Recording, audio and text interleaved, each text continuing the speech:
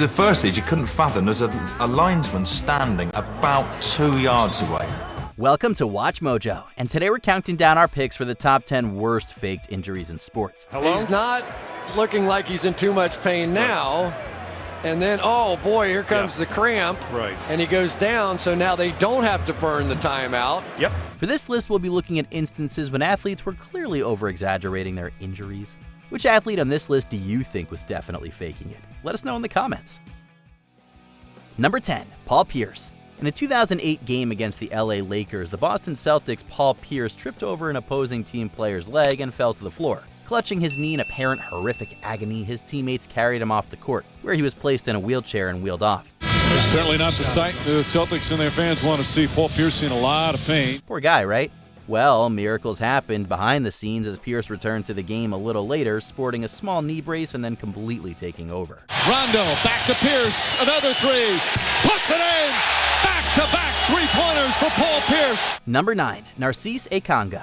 During a 2012 African Cup of Nations game between Equatorial Guinea and Senegal, midfielder Narcisse Ekanga decided to exaggerate an alleged injury. But his timing was a little late.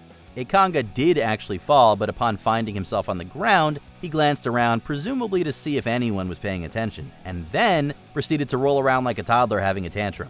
The thing is, everyone ignored him and kept playing. Ekanga can be seen writhing like a little slug as the others completely turn a blind eye to his shenanigans. Number 8, Tom Williams. Tom Williams came onto the field with 1 point between the teams and just 10 minutes left. I understood from what Dean said that I'd be coming off at some point before the end of the match with a fake injury, but I had no idea how this would work. This scandal, dubbed Bloodgate, proved to be one of professional rugby's biggest scandals. In a 2009 Heineken Cup match between England's Harlequins and Ireland's Leinster, multiple injuries and substitutions were made. During a break in play, Williams was called over by the club physio. Steph came onto the pitch and told me to change positions with David Strettle. At this point, Steph handed me a blood capsule. I instinctively placed the capsule in my sock, as there was nowhere else to put it. After 2 player substitutions, Tom Williams entered the field, only to be sent out with a bloody injury soon after. Who punched Tom Williams in the mouth? Tom Williams? It was soon discovered, however, that Williams had faked his injury using an artificial blood capsule. The team was accused of tactical substitutions with the help of their coach and physiotherapist and fined a hefty sum. The only thing to make this all worse was Tom Williams winking to his team when it all happened. Number 7, Victoria Azarenka. At the 2013 Australian Open, Belarusian player Victoria Azarenka squared off against USA's Sloane Stephens. At one point, Azarenka called a medical timeout. After a full 10 minutes of waiting, Azarenka returned and ended up winning the match. Stephens later called the move trendy, claiming that many players, whether actually injured or not, were frequently using the timeout at the time.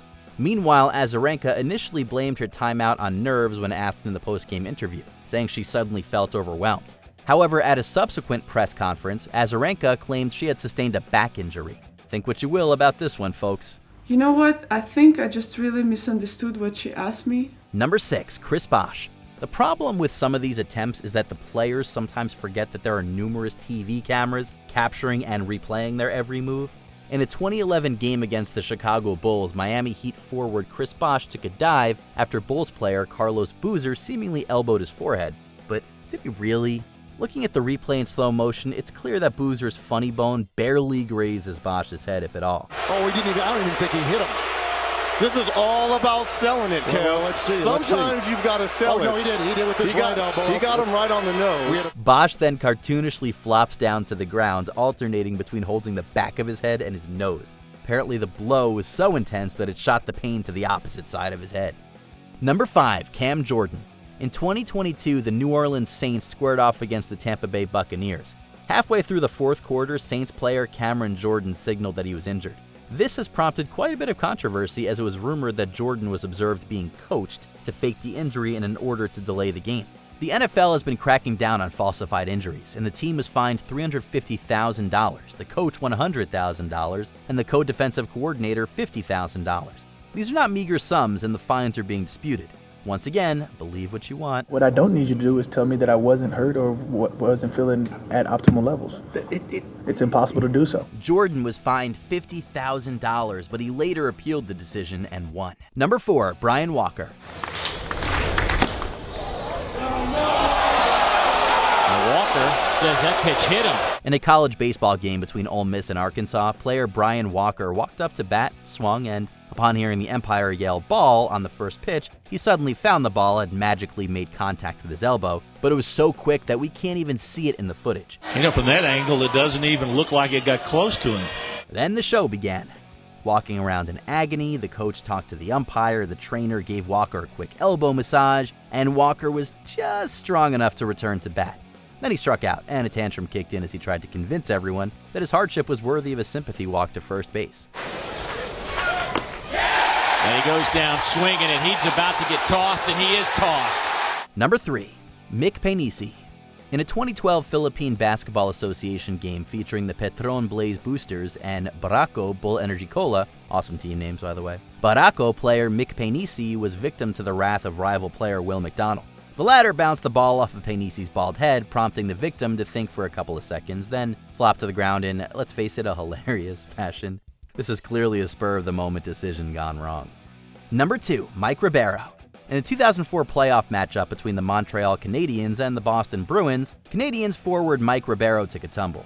He then proceeded to writhe in apparent agony, legs flailing while clutching his chest. Sure, he could have been injured, but shortly after this he was seen taunting rival players from the bench, laughing and grinning like a very uninjured man. Ribeiro denied that any of it was feigned, but Bruins players and fans thought and still think otherwise. Before we continue, be sure to subscribe to our channel and ring the bell to get notified about our latest videos. You have the option to be notified for occasional videos or all of them. If you're on your phone, make sure you go into your settings and switch on notifications. Number 1, Roberto Rojas. Listen to that noise. The game is over. It's been abandoned by the referee. Just what the outcome will be, I have no idea. But Chile have clearly refused to come back.